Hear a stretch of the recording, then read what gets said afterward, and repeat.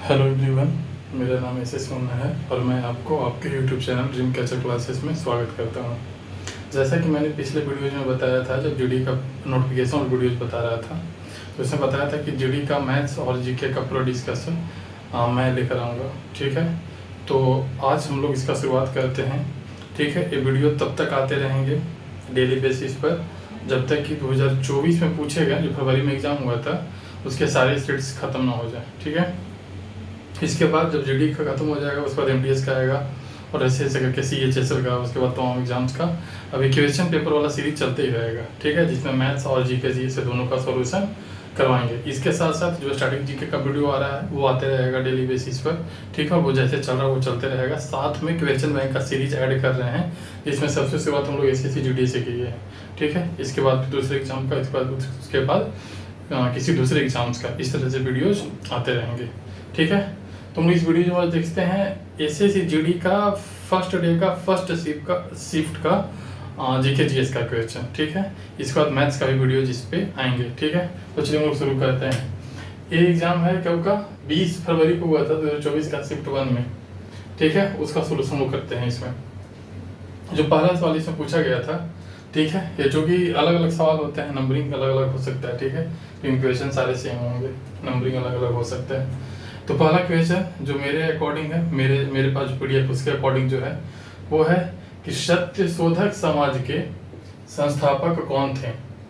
ठीक है, इसको और लैंग्वेज में हो सकता है कि लैंग्वेज चेंज हो, बट क्वेश्चन का मेन थीम यही रहेगा। ठीक है, तो सत्य शोधक समाज के संस्थापक कौन थे, ये मेरा फर्स्ट क्वेश्चन है। तो इसका सही आंसर है ज्योतिराव फुले।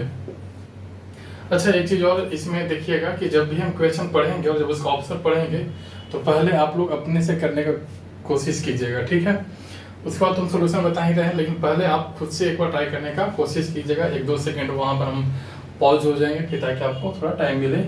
ठीक है, इसमें तो पॉज नहीं हो पाए, चलिए खैर कोई नहीं, नेक्स्ट टाइम से। तो सत्य शोधक समाज के संस्थापक कौन थे भाई? तो ज्योतिराव फुले। और ज्योतिराव फुले को हम बात करें तो ज्योतिराव फुले से 1-2 सवाल और पूछा जाता है। कौन कौन वो सवाल होता है? पहला चीज कि ज्योतिराव फुले जो थे वो बालिका विद्यालय का भी मतलब कि पहला बालिका विद्यालय भारत में लाने का ये जो कॉन्सेप्ट था, गर्ल्स स्कूल, वो किनका था? ज्योतिराव फुले का। तो अगर आपसे पूछेगा कि सबसे पहला बालिका विद्यालय कौन शुरू किए थे, तो वो थे ज्योतिराव फुले साहब। ज्योतिराव फुले साहब का जो मेन स्ट्रगल था वो था पिछड़ी जातियों को उबारने से रिलेटेड। इनका क्या था? पिछड़े जातियों को उबारने से रिलेटेड इनका वो था, संघर्ष था। तो उसी के बारे में जो डिप्राइव्ड पीपल थे, वो लाइक एज वुमेन एंड जो other backward classes, SC ST, ये सबको उबारने के लिए ज्योतिराव फुले ने बहुत सारा काम किया। तो सत्य शोधक समाज का संस्थापक कौन थे? ज्योतिराव फुले। इसके साथ बालिका विद्यालय का भी स्थापना ज्योतिराव फुले साहब किए थे। और एक और चीज जो इनके बारे में बहुत फ्रीक्वेंटली पूछा जाता है एग्जाम में, वो है गुलामगिरी नामक पुस्तक किसने लिखा? तो गुलामगिरी नामक पुस्तक भी ज्योतिराव फुले ने लिखा था। यानी कि हमारे किसी भी वनडे एग्जाम्स में ये 3 तरह के सवाल ज्योतिराव फुले से बहुत पूछे जाते हैं। एक है कि गुलामगिरी पुस्तक का लेखक कौन है? तो ज्योतिराव फुले साहब। बालिका विद्यालय का पहला स्थापना करने वाला कौन थे? तो ज्योतिराव फुले साहब। सत्य शोधक समाज का संस्थापक कौन थे? तो ज्योतिराव फुले साहब। ठीक है, अब नेक्स्ट ऑप्शन है ईश्वर चंद्र विद्यासागर। ईश्वर चंद्र विद्यासागर का एक यही है कि ईश्वर चंद्र विद्यासागर क्या किए थे कि हिंदू का जो विडो रीमैरिज एक्ट था, ठीक है, जो कि 1856 में लागू हुआ था, उसको लाने का श्रेय इन्हीं को जाता है, ईश्वर चंद्र विद्यासागर का। और बाकी हरिदास ठाकुर और घासीदास रिलेटेड ऐसा कोई टॉप मतलब कि कॉन्सेप्ट है नहीं जो हमारे एग्जाम्स के लिए रिलेवेंट हो, इसलिए इस पर हम डिस्कशन नहीं करेंगे। लेकिन ईश्वर चंद्र विद्यासागर के बारे में ये चीजें पूछा जाता है कि इनका एक बहुत बड़ा कंट्रीब्यूशन था, वो जो हिंदू विडो रीमैरिज एक्ट आया था उसमें। ठीक है, और ये कब आया था? तो 1856 में आया था। ओके, अब देखिए नेक्स्ट क्वेश्चन पे जाते हैं। भारतीय उपमहाद्वीप में ज्ञात लेखन की प्रारंभिक शैली कौन है?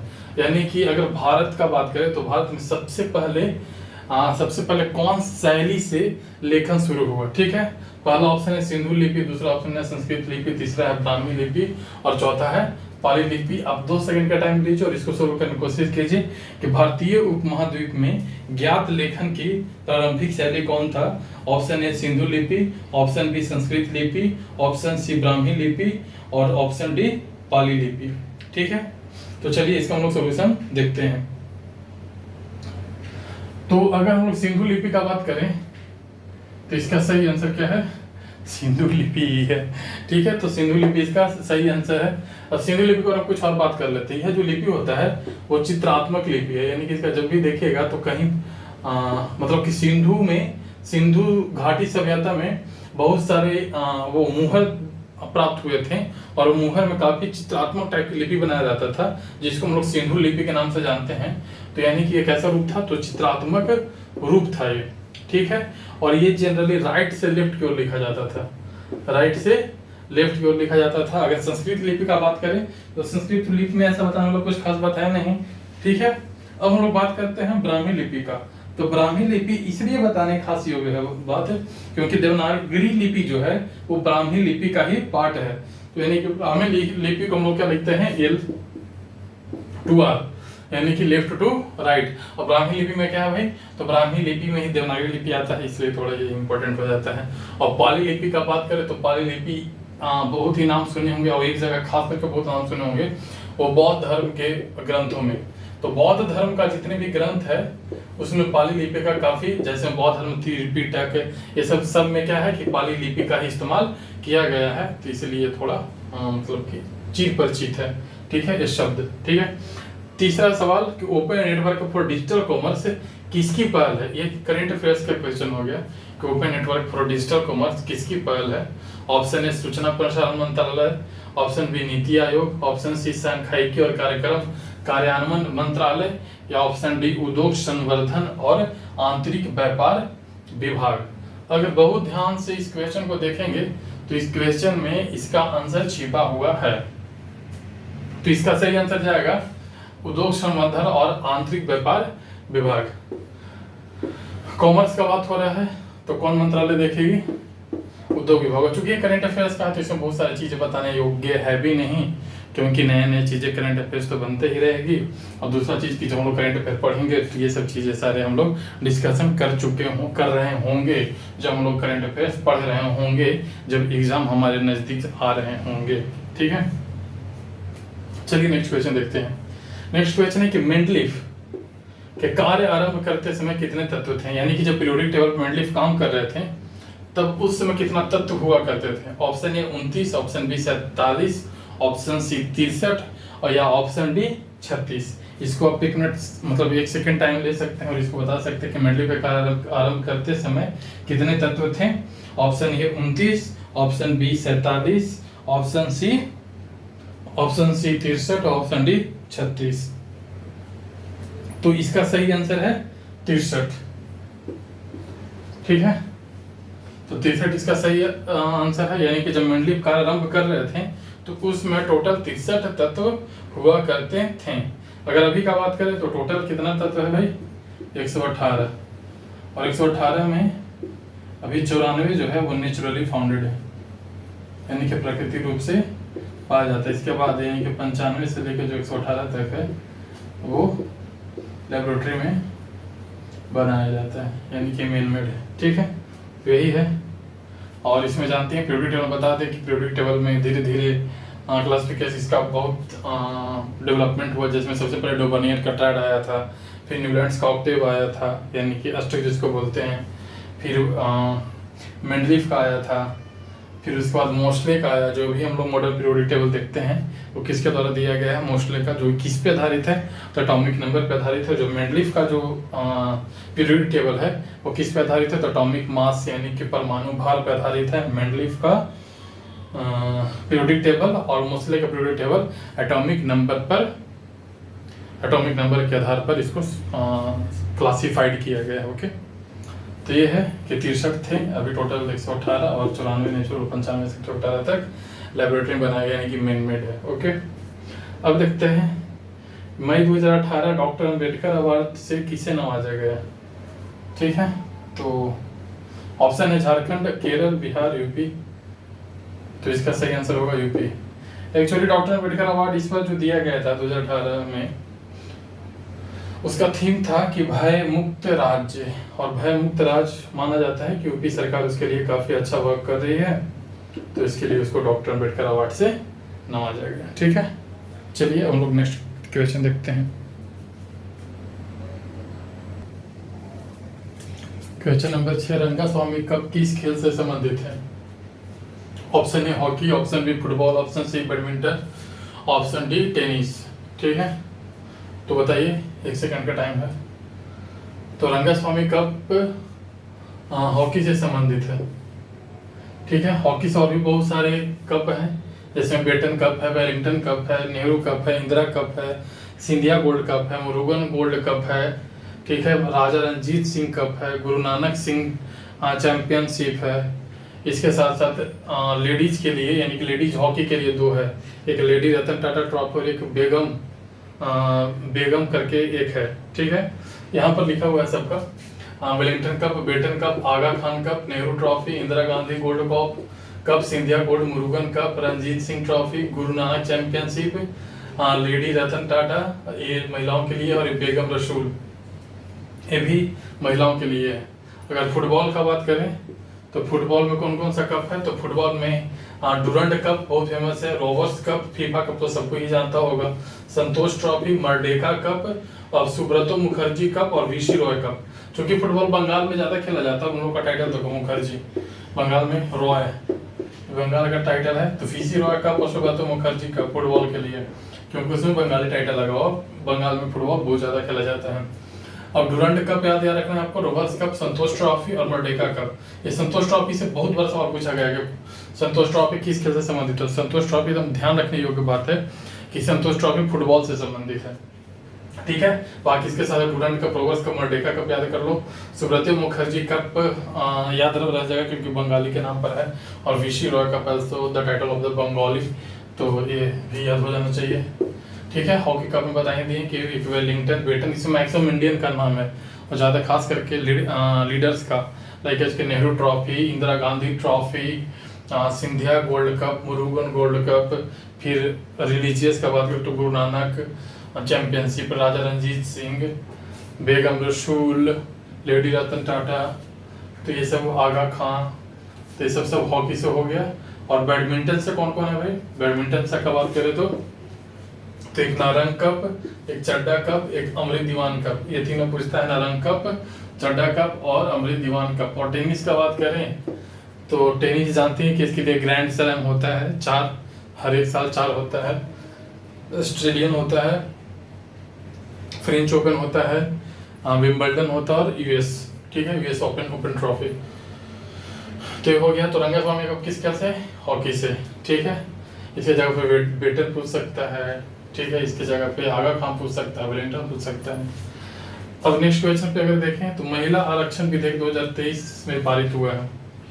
इसके अनुसार लोकसभा और राज्य विधानसभा में महिलाओं के लिए कितनी सीटें आरक्षित की गई है?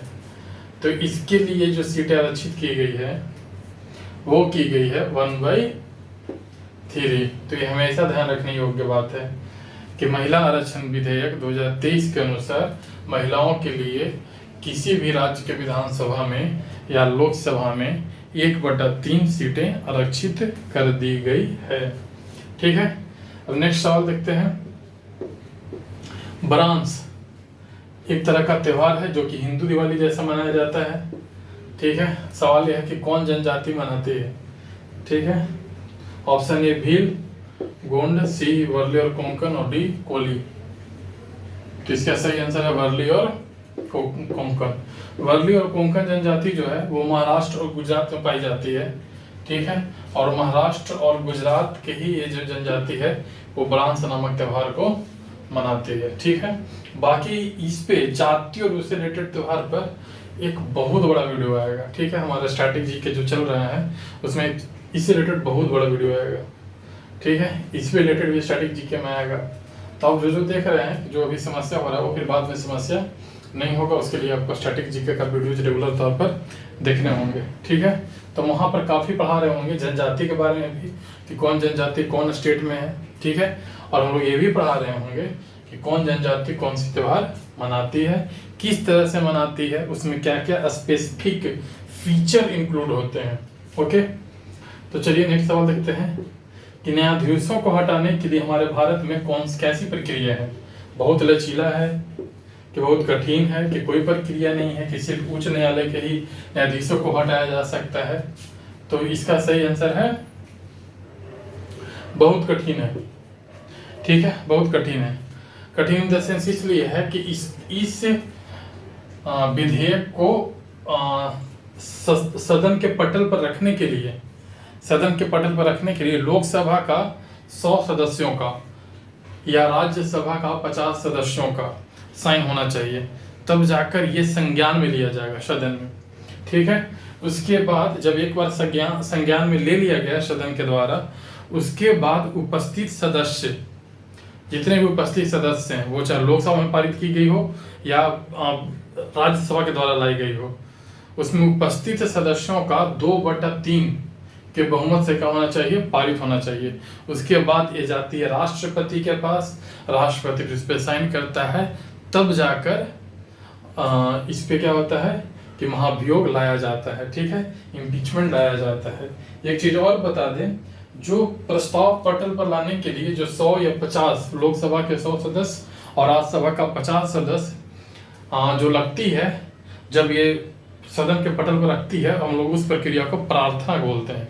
उस प्रक्रिया को क्या बोलते हैं, प्रार्थना। न्यायाधीशों को हटाने की प्रक्रिया बहुत लचीला तो बिल्कुल नहीं है, कोई प्रक्रिया नहीं है, ऐसा बिल्कुल नहीं है। ठीक है, सिर्फ उच्च न्यायालय के न्यायाधीशों को हटाया जाए तो बिल्कुल नहीं, उच्चतम और उच्च न्यायालय दोनों के न्यायाधीशों को हटाया जा सकता है, और दोनों को हटाने के लिए एकदम सेम प्रक्रिया है। ठीक है, ऐसा कोई बदलाव नहीं है। उच्चतम और उच्च न्यायालय के न्यायाधीशों को सेम तरीके से हटाया जा सकता है, यानी कि इनको हटाने के लिए बहुत ही कठिन प्रक्रिया है। अब नेक्स्ट सवाल का बात करते हैं कि IAF विश्व चैंपियनशिप कब पूरी तरह से पेशेवर बन गया। ठीक है, ऑप्शन ए है 91, ऑप्शन बी 1993, तो 1995, 1997। तो इसका सही आंसर है भाई 1997। ठीक है, देखिए भाई 2019 तक IAAF विश्व चैंपियनशिप नहीं होता था, ये होता था वर्ल्ड एथलेटिक्स चैंपियनशिप होता था। ठीक है, फिर क्या हुआ, 2019 के बाद ये IAAF का आने लगा। IAAF का फुल फॉर्म होता है इंटरनेशनल अमेचर एथलेटिक्स फेडरेशन। ठीक है, 1997 में इसको पूरी तरह से पेशेवर बन गया। एक्चुअली इसके पीछे कुछ कहानी है कि 1970 या 1976 तक शायद ये क्या होता था कि 1976 तक 1970 या 76 तक, अच्छा 76 तक, 1976 में क्या होता था कि ये ओलंपिक का ही पार्ट था। ठीक है, 1976 के बाद जब मॉन्ट्रियल में ओलंपिक हुआ था, तो मॉन्ट्रियल में ओलंपिक में क्या किया गया था कि एक 50 किलोमीटर का मेन का वॉकिंग का रेस होता था। ठीक है, तो 50 किलोमीटर जो मेन का वॉकिंग का रेस होता था, उसको क्या कर दिया गया कि हटा दिया गया 1976 के मॉन्ट्रियल में, जब ये ओलंपिक आयोजन हो रहा था उसमें। तो वहीं से इसमें क्या हुआ कि विरोधाभास शुरू हो गया, और विरोधाभास शुरू होने के क्रम में फिर इस मतलब कि ये जो 50 किलोमीटर का जो वॉकिंग जो रेस था, इसके लिए एक अलग एथलेटिक्स फेडरेशन को बनाया गया, कुछ देशों ने मिलकर बनाया, और वहीं से इसका चीज यानी कि जन्म शुरू हुआ 1976 वाले से। ठीक है, पूरी तरह से पेशेवर जाकर 1997 में बना। 2019 तक ये वर्ल्ड एथलेटिक्स चैंपियनशिप कहा जाता था, जो कि अब इसको कहा जाता है international amateur athletics federation championship. ठीक है, तो इसके नेक्स्ट यानी कि 11 से लेकर 20 तक के सवाल इसी के पार्ट 2 में आएंगे, क्योंकि ये सेशन भी बहुत बड़ा हो जाएगा और फिर देख पाना बच्चों को बहुत मुश्किल हो जाता है। इसलिए 11 से लेकर 20 तक नेक्स्ट वीडियोज में आएंगे पार्ट 2 करके। तो ये डेट रहेगा थंबनेल पर, शिफ्ट 1 रहेगा और पार्ट 1 लिखा रहेगा, और उस पर लिखा रहेगा जीके। ठीक है, तो इसके 11 से लेकर 20 तक नेक्स्ट वीडियो में रहेगा। ठीक है, तो आज तक के लिए तो नहीं है। ठीक है, ये सेशन लगातार चलते रहेगा, मैथ्स का भी आएगा इसी तरह से।